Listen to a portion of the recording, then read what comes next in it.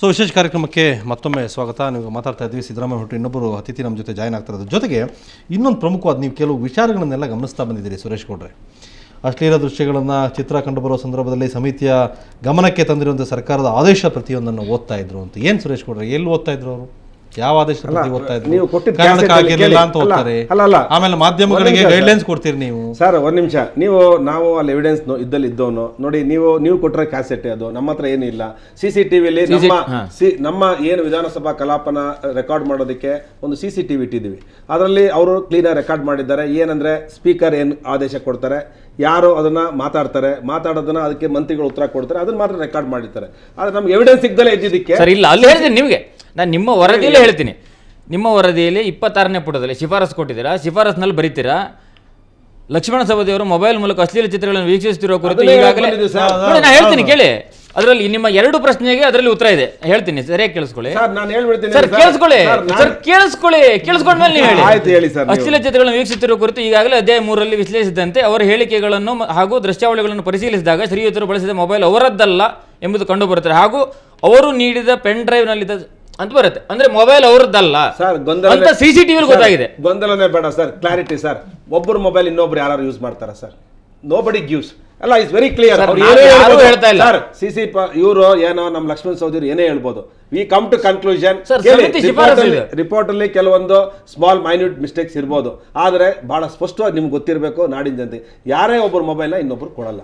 General ಅದನ್ನ mobile ಯಾರು ಸಮಿತಿ ಮುಂದೆ ಅವರು ಏನೇ ಸದನ ಸಮಿತಿಗೆ ಎಷ್ಟು ಗೌರವ ಇದೆ, ಸದನ ಸಮಿತಿಗೆ ಸರ್ ನನ್ನ ಪ್ರಶ್ನೆ ಐತೆ ಸರ್, ಸದನ ಸಮಿತಿಗೆ ಎಷ್ಟು ಗೌರವ ಇದೆ? ಸದನ ಸಮಿತಿ ಮುಂದೆ ಅವರು ಅಫಿಡವಿಟ್ ಹಾಕಿದಾಗ ಲಕ್ಷ್ಮಣ ಸವದಿ ಹೇಳ್ತಾರೆ ಮೊಬೈಲ್ ಕೃಷ್ಣ ಬಾಲೆ ಮಾರದು ಅಂತ, ನೀವು CCTV ನೋಡಿ ಹೇಳ್ತಾರೆ ಅದು ಲಕ್ಷ್ಮಣ ಸವದಿ ಅಲ್ಲ ಅಂತ. ಹಂಗಾರೆ ಮೊಬೈಲ್ ಯಾರದು? ಕ್ಲಿಯರ್ ಆಗಿದೆ ಅಫಿಡವಿಟ್ ನಲ್ಲಿ. ನಾನು ಹೇಳ್ತೀನಲ್ಲ, ಇಲ್ಲೇ ಇದೆಯಲ್ಲ ನೋಡಿ. ಸುಳ್ಳು ಹೇಳ್ತಾರೆ, ಅವರಿಗೆ ಕೇವಲ ವಾಗ್ದಂಡನೆಯನ್ನ ಮಾತ್ರ ವಿಧಿಸಿ ನೀವು ಹೆಂಗ್ ಸುಮ್ಮನೆ ಇದ್ಬಿಡ್ತೀರಿ?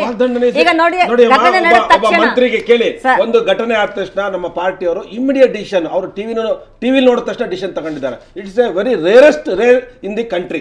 ಯಾವುದೇ ಒಂದು ಪೊಲಿಟಿಕಲ್ ಪಾರ್ಟಿ ಯಾವುದೇ ಒಂದು ಇನ್ಸಿಡೆನ್ಸ್ ಆದಾಗ ಕರೆದು ಅದೇನೇನು ಬಂತು ಅಂತ ಹೇಳಿ ಟಿವಿನ ವೀಕ್ಷಣೆ ಮಾಡಿ ನಂತರ ನಿರ್ಧಾರ ತಗೊಳ್ಳೋದು. ನೋಡಿ, ಇವತ್ತು CC ಪಾಟೀಲ್ ಏನೂ ಇಲ್ಲ ಅದರಲ್ಲಿ, ಜೊತೆಗೆ ಇವರು ಕೃಷ್ಣ ಪಾಲಿಮರ್ದು ಏನಿಲ್ಲ. ಮಂತ್ರಿ ಪದವಿ ಮಂತ್ರಿಗಳು 3 ಜನ ಮಂತ್ರಿಗಳನ್ನ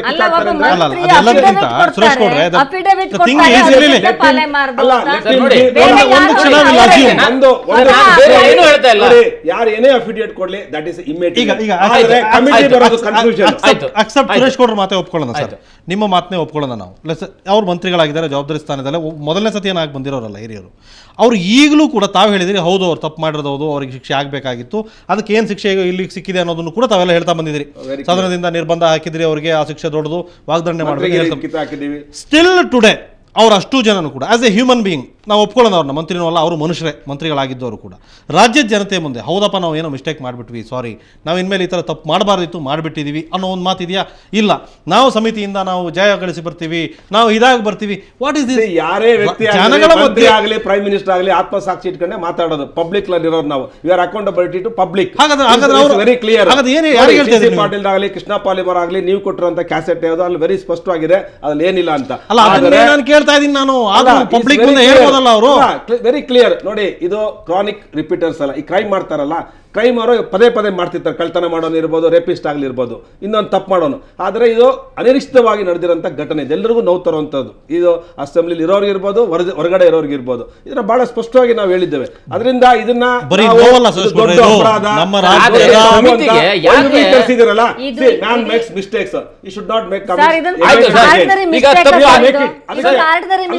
ತಪ್ಪು ಮಾಡಿದಕ್ಕೆ ಶಿಕ್ಷೆ ಆಗಿದೆ. ಮಂತ್ರಿಗಿರಿ ಕೊಟ್ಟಿದ್ದೇವೆ, ಸದನದಿಂದ ಆಚೆ ಹಾಕಿದ್ದೇವೆ, ತಿರ್ಗಾ ಚಿಮಾರಿ ಹಾಕೋದಕ್ಕೆ ಹೇಳಿದ್ವಿ. ಇನ್ನೇನ್ ಬೇಕ್ರಿ ಒಬ್ಬ ವ್ಯಕ್ತಿಗೆ? ಇನ್ನೇನ್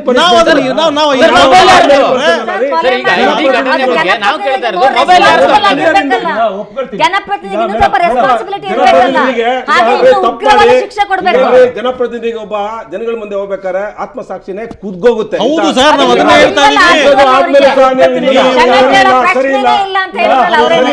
one minute, madam. ಒಂದು ಪ್ರಶ್ನೆ, ಒಂದು. ಈಗ ಸುರೇಶ್ ನಾನು accept it, sir. ರಾಜಕಾರಣಿಗಳನ್ನ ಕಳ್ಳರ ತರ ನೋಡೋದು. ಇಲ್ಲ ಸುರೇಶ್ ಗೌಡ್ರೆ, ಇಲ್ಲ ಸಿ ಕಳ್ಳರ ತರ ನಿಮ್ಮನ್ನ ನೋಡ್ತಾ ಇಲ್ಲ. ಜಾಸ್ತಿ ಜವಾಬ್ದಾರಿ ನಮ್ಗೆ ಖಂಡಿತ I accept it.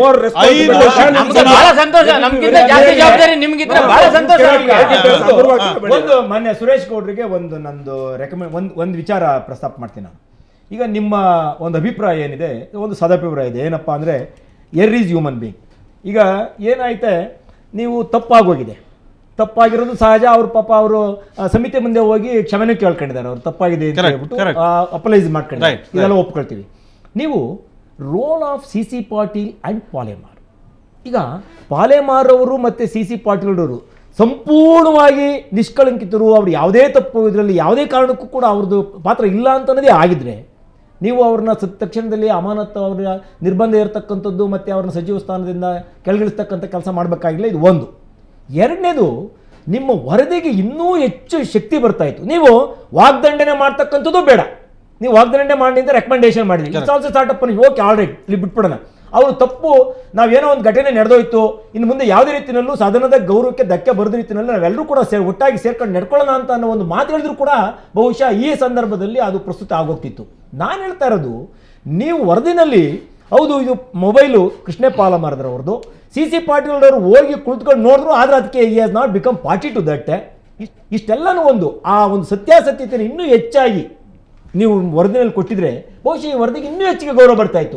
ಈಗ ಅವ್ರಿಗೆ ಶಿಕ್ಷೆ ಆಗ್ಬಿಡ್ಬೇಕು, ಅವ್ರನ್ನ ಜೈಲಿಂದ ಇದು ಮಾಡ್ಬೇಕು ಅಥವಾ ಅವ್ರನ್ನ ಮೆಂಬರ್ಶಿಪ್ ಡಿಸ್ಕ್ವಾಲಿಫೈ ಮಾಡಬೇಕು ನಮ್ಮ ಬೇಡಿಕೆ ಅಲ್ಲ. ಆದ್ರೆ ಇಂಥ ಒಂದು ವರದಿ, ಸದನದಲ್ಲಿ ನಡೆದಂತ ಒಂದು ಘಟನೆ ಇಡೀ ರಾಜ್ಯ, ರಾಷ್ಟ್ರ ಮತ್ತೆ ಪ್ರಪಂಚದ ಎಲ್ಲಾ ಕಡೆ ವೀಕ್ಷಣೆ ಮಾಡಿದೆ. ಸದನದ ಬಗ್ಗೆ ಹೆಚ್ಚು ಗೌರವ ಬರಬೇಕಾಗಿದ್ರೆ ಮತ್ತೆ ಜನರು ಏನಿತ್ತು, it's A beach of trust. ನೀವು ಸದನದ ಬಗ್ಗೆ ಜನ ಒಂದು ನಂಬಿಕೆ ಇಟ್ಕೊಂಡಿದ್ದಾರೆ, ಆ ಸದನದ ದುರುಪಯೋಗ ಮಾಡ್ಕೊಂಡು ನೀವು ಎಕ್ಸಾಮ್ಡೇಟ್ ಮಾಡ್ಲಿಕ್ಕೋಸ್ಕರ ಅವ್ರು ಏನೋ ಮಾಡ್ಲೇ ಇಲ್ಲ ಅಂತ ಹೇಳ್ಬಿಟ್ಟು ಒಬ್ರನ್ನ ಮಾತ್ರ ನೀವು ಶಿಕ್ಷಕರಲ್ಲಿ ಎಲ್ಲೋ ಒಂದ್ ಕಡೆ ವರದಿನಲ್ಲಿ ಸಂಪೂರ್ಣವಾಗಿ ಸತ್ಯಾಸತ್ಯತೆ ಕೂಡ್ಲಿಲ್ವೇನೋ, ಇನ್ನೂ ಹೆಚ್ಚು ಸತ್ಯಾಸತ್ಯದಿಂದ ಮಾಡಕ್ಕೆ ಅವಕಾಶ ಇತ್ತು, ಅದು ನೀವು ಮಾಡಿಲ್ಲ ಅಂತ ನನ್ನ ಅಭಿಪ್ರಾಯ. ಒಬ್ಬೊಬ್ಬರದು ಇಂಡಿವಿಜುವಲ್ ಅಭಿಪ್ರಾಯ ಇರುತ್ತೆ. ನಾನೊಬ್ಬ ಮಹಿಳೆಯಾಗಿ ಇವ್ರ ಹತ್ರ ನಾನು ಪ್ರಶ್ನೆ ಕೇಳಬೇಕಾಗಿರೋದು, ಇಲ್ಲಿ ಪ್ರಾಮಾಣಿಕತೆ, ನೈತಿಕತೆ ದೊಡ್ಡ ದೊಡ್ಡ ಮಾತುಗಳು ಆಡ್ತೀರಿ, ಒಂದು ಸಂವೇದನಾಶೀಲತೆ ಅನ್ನೋದನ್ನ ಕಳ್ಕೊಂಡ್ಬಿಡ್ತೀರಾ ನೀವುಗಳು ಮಾತಾಡುವಾಗ ಅಂತ ನಾನೊಬ್ಬ ಮಹಿಳೆಯಾಗಿ ಕೇಳ್ತೀನಿ. ಸದನದಲ್ಲಿ ಕುಳಿತು ಎಲ್ಲೇ ಅಶ್ಲೀಲ ಚಿತ್ರವನ್ನ ನೋಡೋದು ಅಪರಾಧ ಅಂತ ನಮ್ಮ ಕಾನೂನು ಹೇಳ್ತದೆ. ಆ ಕಾನೂನನ್ನ ತರುವಂತಹ ಸದನದ ಒಳಗೆ ಒಬ್ಬ ಜವಾಬ್ದಾರಿಯುತ ಸಚಿವ ಕೂತ್ಕೊಂಡು ನೀಲಿ ಚಿತ್ರಗಳನ್ನು ನೋಡ್ತಾನೆ ಅಂದ್ರೆ ಕನಿಷ್ಠ ಒಂದು ಸಾರಿ ನಮ್ಮ ಅಭಿಪ್ರಾಯಗಳ ಆಧಾರದಲ್ಲಿ ನಮ್ಮ ಒಂದು ಮಾನಸಿಕ ಸ್ಥಿತಿ ಏನಾಗುತ್ತೆ ಅದ್ರಿಂದ ಯಾಕೆ ಒಂದ್ಸಾರಿ ಸಂವೇದನಾಶೀಲತೆ ಯೋಚನೆ ಮಾಡೋದಿಲ್ಲ? ಮನುಷ್ಯರಾಗಿ ಆಲೋಚನೆ ಮಾಡಿ.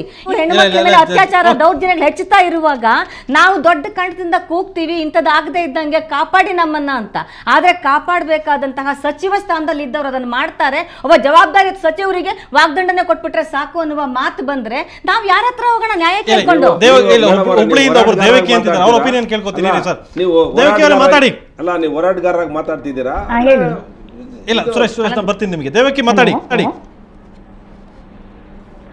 ಈ ತರ ಒಂದು ಏನು ವೀಕ್ಷಣೆ ಮಾಡಿದ್ದಾರೆ ಅದು ತುಂಬ ಖಂಡಿಸ್ತೀವಿ ನಾವೆಲ್ಲರೂ, ಮಹಿಳೆಯರು ಎಸ್ಪೆಷಲಿ.